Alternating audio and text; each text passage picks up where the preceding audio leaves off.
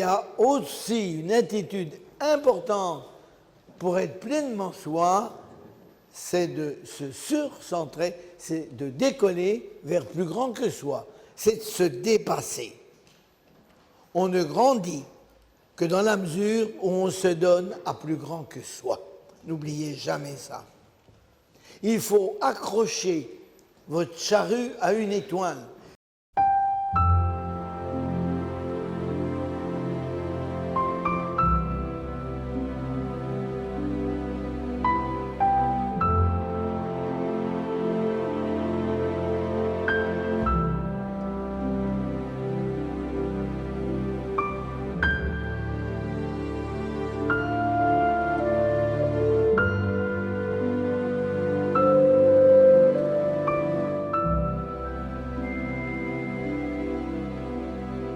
Si vous n'avez pas dans votre vie un but un petit peu élevé qui vous invite à vous dépasser, eh bien vous aurez des vies ternes et vous aurez l'impression justement que votre vie n'a pas été pleine.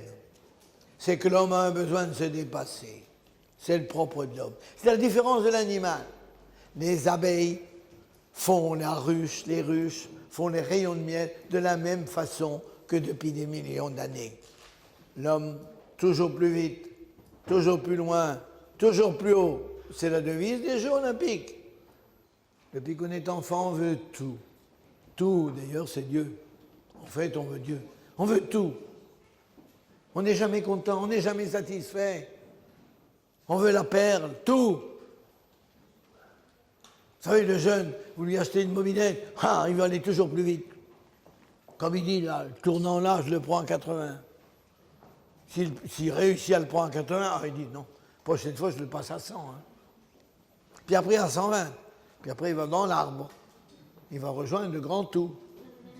Il veut tout. Nous sommes des tourmentés de Dieu. Nous sommes des tourmentés de l'infini. Nous ne sommes jamais satisfaits. Aucune créature ne peut vous satisfaire totalement. Il faut un jour que vous vous mettiez ça dans le crâne.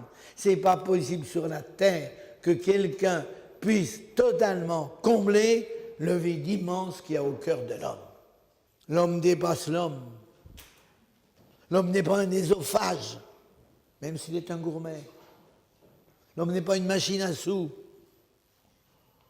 L'homme n'est pas même, comme dit Aristote, seulement un animal raisonnable. C'est un animal qui a aussi des envies de décoller, des envies d'être plus. L'homme n'est pas simplement constitué de 60% d'eau, de 39% de minéraux. On n'est pas simplement de la matière. Il y a en nous une flamme, il y a en nous un désir. Nous avons envie de regarder plus haut que nos caddies, plus haut que nos ordinateurs, plus haut que nos dossiers.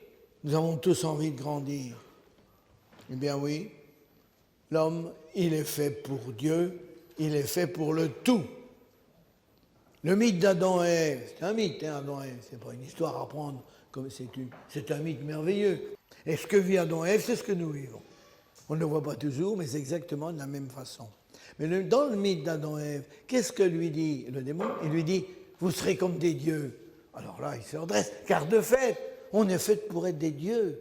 L'ennui, c'est qu'ils ont cru qu'ils pouvaient être des dieux tout seuls, sans Dieu.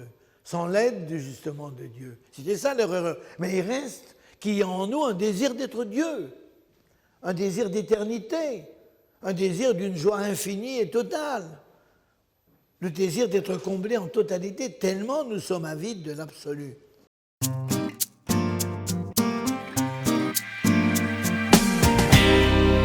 Comment nous allons essayer d'arriver à cette troisième dimension, se dépasser. Si un jour vous vous mariez, sachez qu'on ne se marie pas pour s'installer. On ne se marie pas pour être peinard. Bien peinard dans un coin. Enfin, je suis tranquille. J'aurai une femme qui servira d'infirmière quand je vieillirai. J'aurai des enfants qui m'aideront sur mes vieux jours. Non. Le mariage lui-même, tout doit être animé d'un souffle pour se dépasser.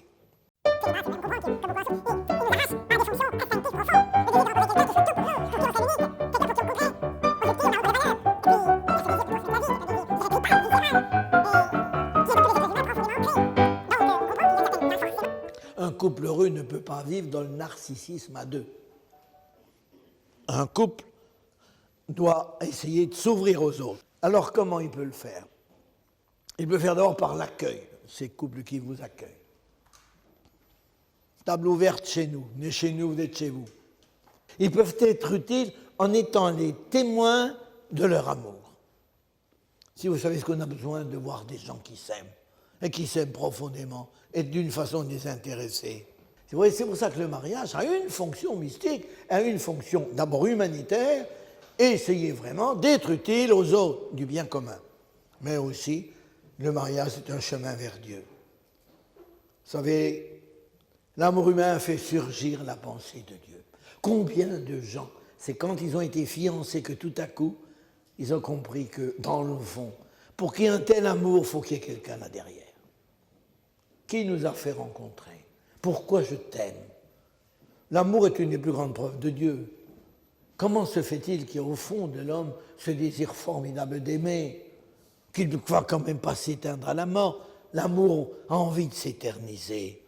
L'amour humain fait germer la pensée de Dieu. Dans les préparations au mariage, on voit les évolutions des couples qui jusque-là on se désintéressait assez bien de la religion, mais tout d'un coup redécouvrir le Seigneur. D'ailleurs, ils veulent être mariés à l'église, même ceux qui n'ont pas la foi. Il y en a un qui est venu il n'y a pas longtemps, il m'a dit, moi, j'y crois pas, mais je voudrais bien que vous me mariez. Ah bon? Je dis, pourquoi? Tu veux l'harmonium? Je te le mettrai à la mairie.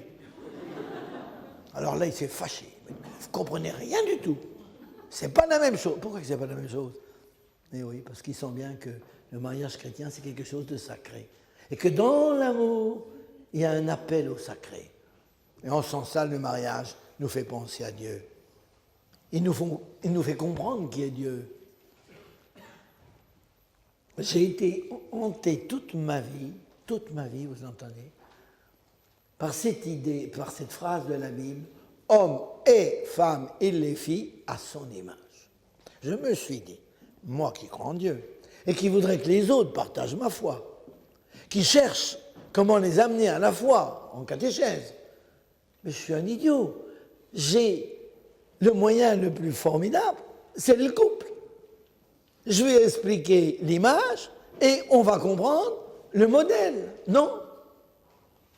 Quand vous voulez trouver le vrai Dieu, étudiez un vrai couple et vous comprenez comment Dieu fonctionne. C'est pas croyable, ça. Je peux tout vous expliquer le catéchisme, parce que vous n'avez jamais rien compris au catéchisme, en partant du couple. Prenez un exemple.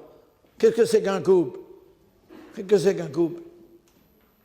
C'est deux personnes qui s'aiment. S'ils ne s'aiment pas, vous dites, celui-là, c'est pas un couple. Donc, qui dit couple dit amour. Donc, Dieu, et voilà que j'ai le vrai Dieu.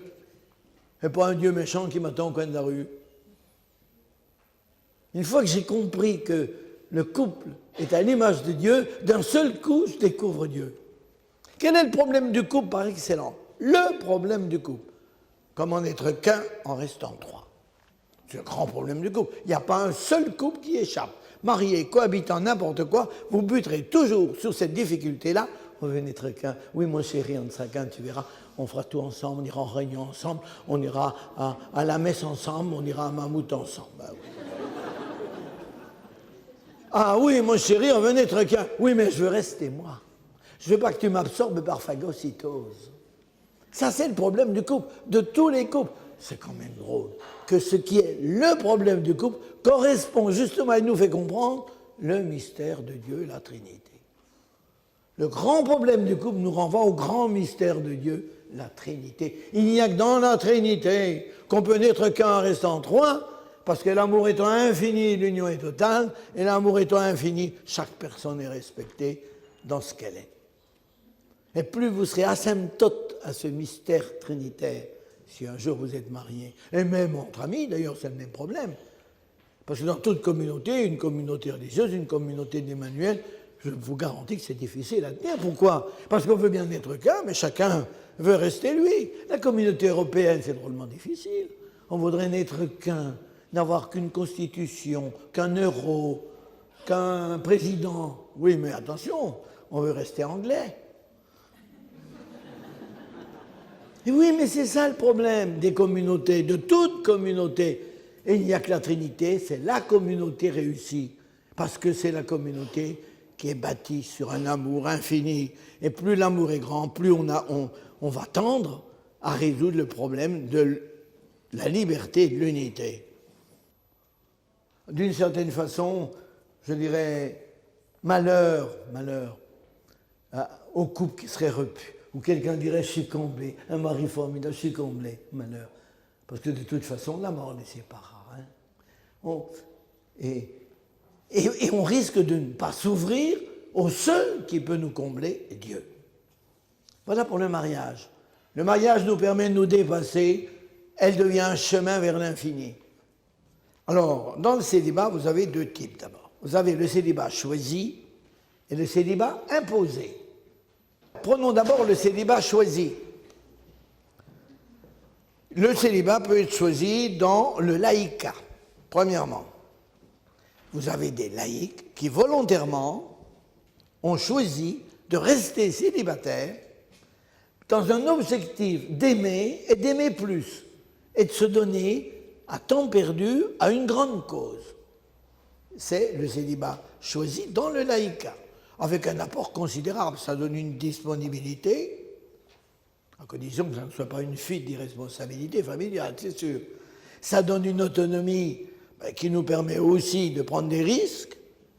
Il est sûr que ceux qui travaillent dans certaines militances, surtout dans certains pays qui sont en révolution, ils ne peuvent pas embarquer une femme et des gosses dans ce problème.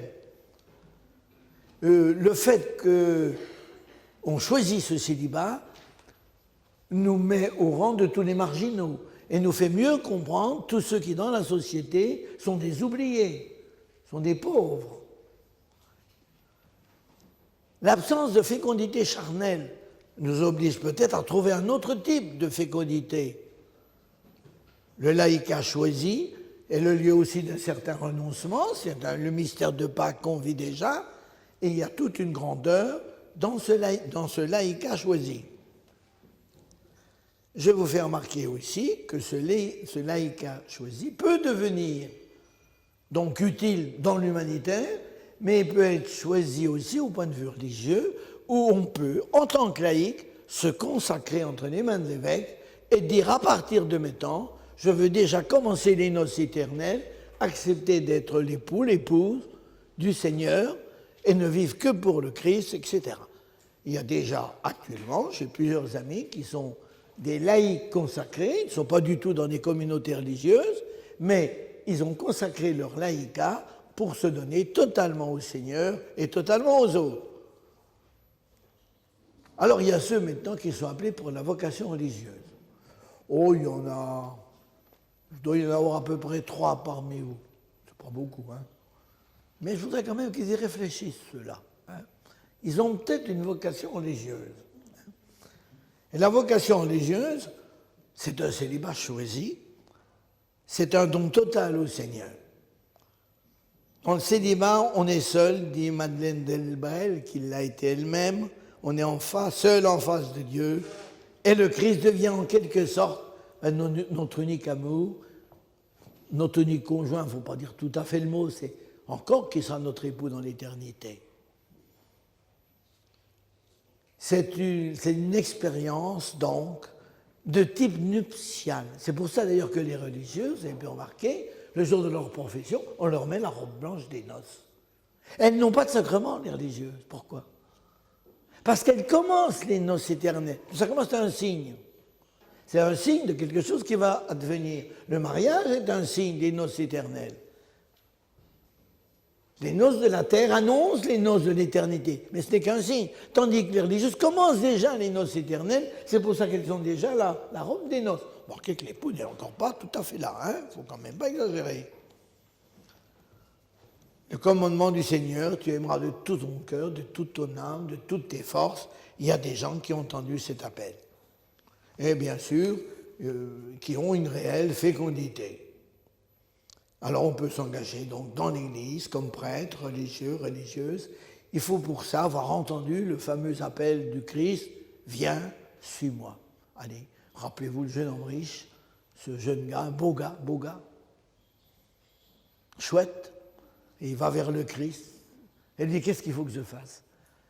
J'ai tout fait, je fais les commandements, je donne aux deniers du culte, je n'oublie pas ma messe le dimanche.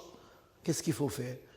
Et le Christ le regarde, dit l'Évangile, et a pour lui presque des yeux de chimène. Tout d'un coup, il flash le Christ pour ce jeune. Il dit, ça va faire un de ces évêques, celui-là. Et il lui dit, écoute, allez, vends tout ce que tu as, puis suis-moi. Mais c'est trop fort lui demander. Et il s'en va, dit l'Évangile, triste. Et qu'est-ce qu'il fait le Christ? Qu'est-ce qu'il fait à ce moment-là, le Christ? Rien. Il ne court pas après. Il lui dit, bah, écoute, j'ai pas beaucoup de prêtres, je n'en ai que 12. Il faudrait bien quand même que tu te décides à venir. On arrangera ça, tu ne donneras pas tout, on ne donnera que la moitié, puis tu resteras chancelier de l'évêché, etc. Mais il n'arrange pas la situation. Si tu veux, viens, suis-moi, est-ce que tu entends l'appel? Alors, c'est sûr que le célibat engagé n'est pas facile. Ça ne va pas de soi, le célibat, vous savez. Surtout dans notre société actuelle, qui n'est donc pas porteuse, société aphrodisiaque, etc. Mais il reste possible, il y a quand même énormément de gens qui le vivent, et qui le vivent dans la joie. Simplement, ce qu'il faut croire, que ce n'est pas facile. Il faut savoir, surtout, avoir des bonnes motivations. Il faut une certaine humilité pour vivre ce célibat-là, dans la vie religieuse. Il ne faut pas dire, voyez, moi je suis célibataire, j'en souffre pas, moi les femmes, j'en ai rien à faire, les hommes, je suis au-dessus de tout ça, vous comprenez? Il peut y avoir un orgueil du célibataire, ce n'est pas du tout ça l'esprit.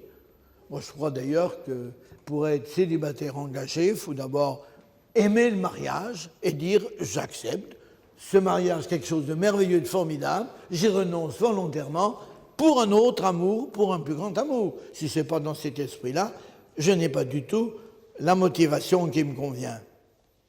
Ça suppose aussi qu'on a une certaine maturité affective, qu'on est capable de donner, de se donner. C'est un problème, notamment, on le voit actuellement en Afrique, où certains entrent dans le sacerdoce, mais aussi parce qu'on devient un notable dans une région, on devient quelqu'un de remarqué, etc. Et comme c'était en France autrefois, on était des notables. Je me rappelle, moi, la joie que j'ai eue la première fois que j'étais en soutane et que j'ai débarqué dans mon village. Vous voyez, monsieur l'abbé de Nissonnet, déjà, hein, on n'était pas peu fiers. On ne peut même pas croire qu'un jour on a enlevé la soutane. On ne peut même pas s'imaginer. Mais on était quelqu'un. Et dans le village, on était quelqu'un, on comptait. Mais ce n'est pas une motivation. C'est pas une motivation. Hein? Ce n'est pas suffisant, c'est évident. Alors il faut donc une certaine oblativité, une certaine maturité, une capacité de vivre la solitude, comme on disait tout à l'heure. Il faut savoir qu'on est libre. Alors on a aussi beaucoup de gens qui sont engagés dans la vie religieuse ou sacerdotale par la pression de la maman. Et vous savez qu'un prêtre, une religieuse, qui est entré dans les ordres à cause de la maman, a facile d'obtenir d'être relevé de ses vœux, parce qu'il n'y a pas de liberté totale. C'est comme dans le mariage, quand quelqu'un ne dit pas un oui totalement libre, il n'y a pas de mariage. Car c'est le consentement qui fait le mariage. Et là, c'est la même chose. Non, ce qu'il faut, c'est comme motivation, il faut une grande passion. Moi, je crois qu'on ne peut pas être prêtre aujourd'hui, qu'on ne peut pas être religieux si on n'a pas une grande passion. Un amour formidable du Christ, un amour qui est prêt, je dirais, à donner vraiment sa peau pour lui, un souci des âmes. Je dirais, partager l'angoisse missionnaire du Christ. Moi, il y a une phrase de l'Évangile, il y en a deux qui me bouleversent. Quand le Christ est au-dessus de Jérusalem et qu'il pleure sur Jérusalem, et il ne pleure pas simplement sur Jérusalem d'antan, mais il pleure sur la Jérusalem d'aujourd'hui, qui est terriblement, comment dirais-je, disséquée. Il pleure. Et aimer le Christ, c'est partager son angoisse missionnaire. C'est être comme Saint François qui allait crier partout « L'amour n'est pas aimé. Mais bonsoir, Dieu nous a aimés follement et les hommes ne le savent pas parce qu'on ne leur a pas dit qu'ils étaient aimés. » C'est la grande angoisse missionnaire. À ne pas pouvoir dormir. Je peux dormir quand tant de millions de jeunes ne savent pas qui est le Christ. Je peux dormir quand mes propres voisins, dans ma famille, comme ça, on n'a rien à faire de Dieu. On peut dormir. Je crois que tant qu'on n'a pas partagé cette angoisse-là, on ne peut pas dire qu'on a la vocation. Ça suppose aussi une vision juste de la foi, bien sûr, de qui est Dieu, ce Dieu d'amour qui nous appelle. Ça suppose aussi une certaine vie de prière. Un prêtre disait, il y a déjà plusieurs années que je suis prêtre, je me suis engagé au service de Christ et des hommes dans le célibat. J'ai fait entièrement confiance au Christ. J'ai conscience que cet amour donné n'est pas tous les jours facile. Comme tout homme, j'ai une vie sexuelle à bien connaître. J'ai tenté parfois de m'écarter de la route choisie. J'ai connu dans mon cœur des désirs intenses d'intimité et de paternité. Mais chaque fois, l'amour du Christ est mystérieusement présent pour m'inviter à me lever et à repartir.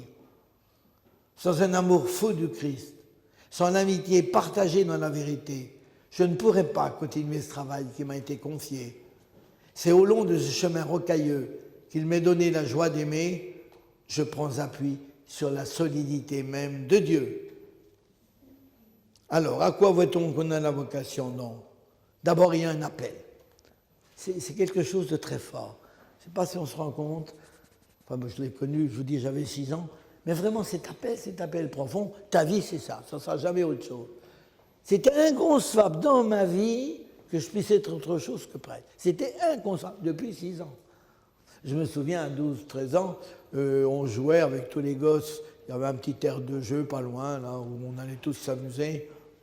Et tous, ils avaient leur petit ami, mais il était entendu que Denis n'en avait pas, lui. J'avais 12 ans. Tous les autres s'amusaient avec leur petit ami, soi-disant, oh, c'était pas grave, c'était gentil comme tout. Mais il était entendu que moi, dans le groupe, c'était celui qui n'avait pas d'amis. Et c'est très drôle déjà. Il y a un appel en vous qui est très profond. Mais être appelé par Dieu ne signifie pas qu'on a la vocation.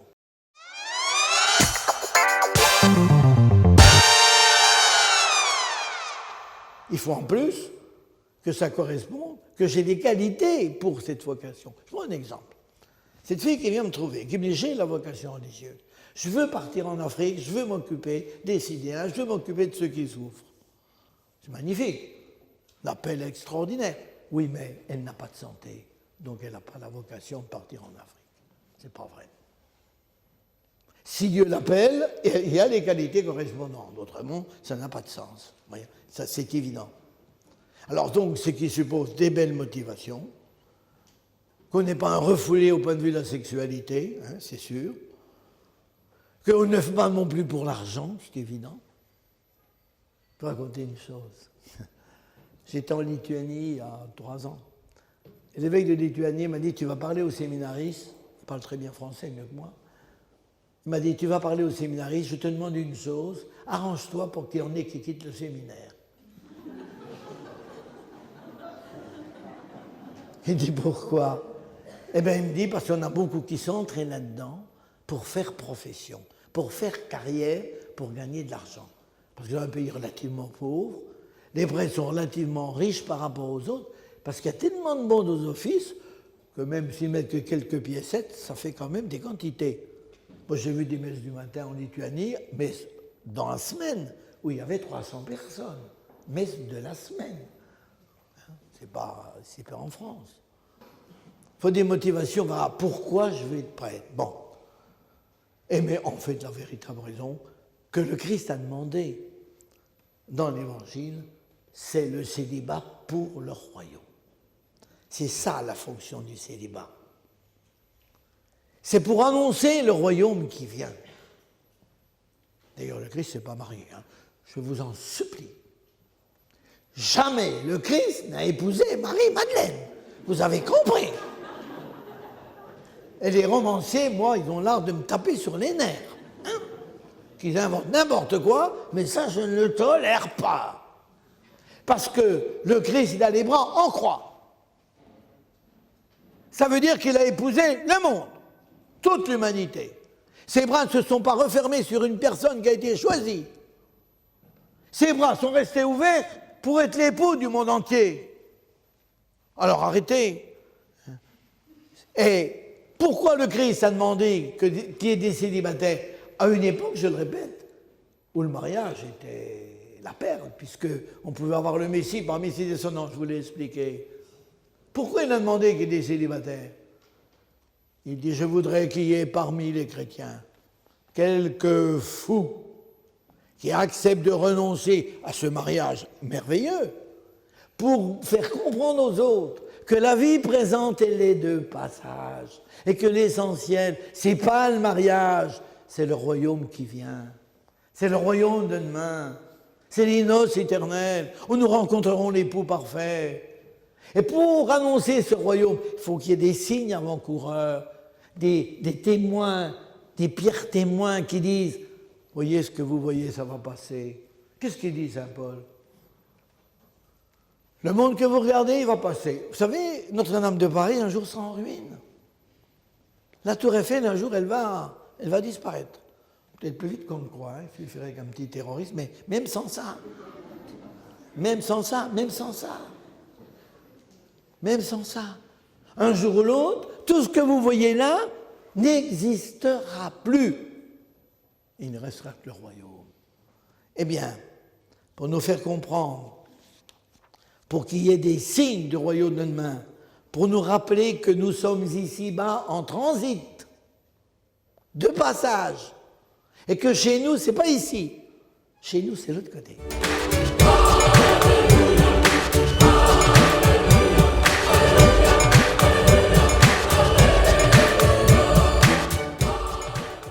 Avec les gens, quand ils viennent au monde, c'est incroyable l'histoire humaine.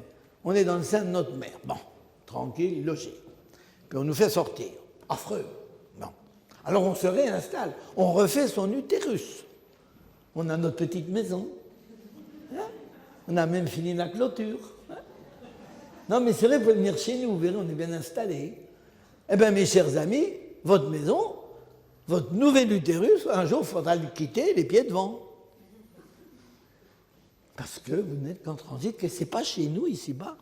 Nous sommes momentanément sur terre, car l'essentiel, c'est le royaume. Et pour nous rappeler que l'essentiel, c'est le royaume, il faut qu'il y ait des signes avant-coureurs, et il faut qu'il y ait donc des gens qui annoncent le royaume de demain. En plus, on est prêt donc pour annoncer le royaume de demain, on est religieux pour annoncer le royaume de demain, mais aussi, je dirais, pour le faire avancer, pour le servir.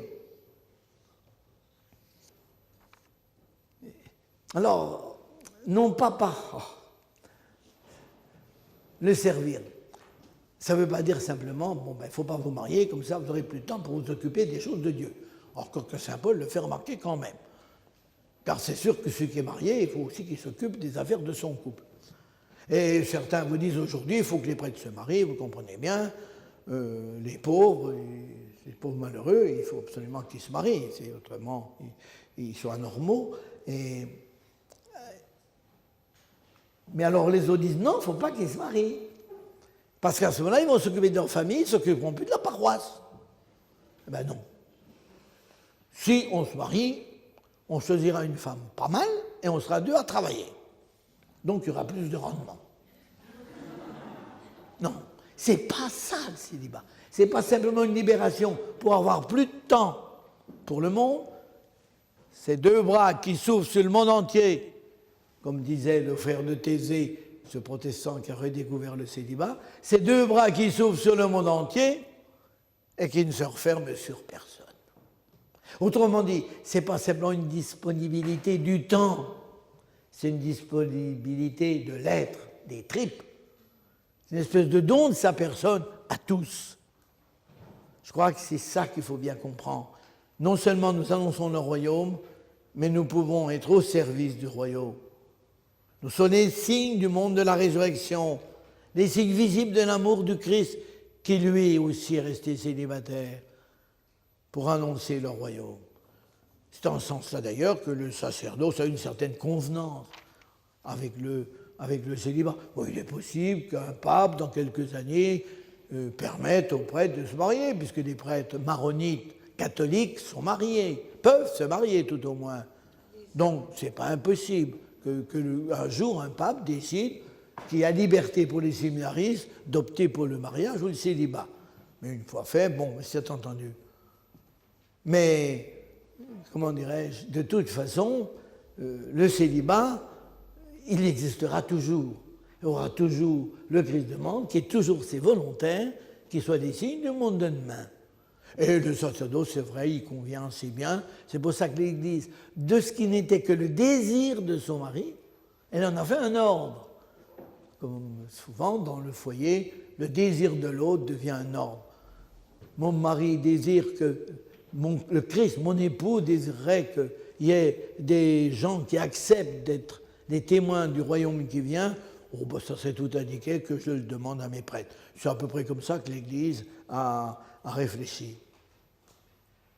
Alors, donc, c'est au terme d'un choix libre, ayant les qualités qui correspondent, notamment le bon sens, un équilibre, d'avoir trouvé la paix au niveau de sa sexualité, et puis alors, la dernière condition, un engagement religieux, il faut que les circonstances externes le permettent. Je prends un exemple. Voilà une fille qui veut entrer religieuse, mais sa mère est actuellement très malade. Ben non, elle s'occupe d'abord de sa mère malade. Ça passe en priorité. Vous voyez, les circonstances ne lui permettent pas de vivre, c'est donc qu'elle n'a pas actuellement la vocation. L'appel, des qualités correspondantes, absolument, une belle motivation, et alors des circonstances qui permettent de vivre ce célibat.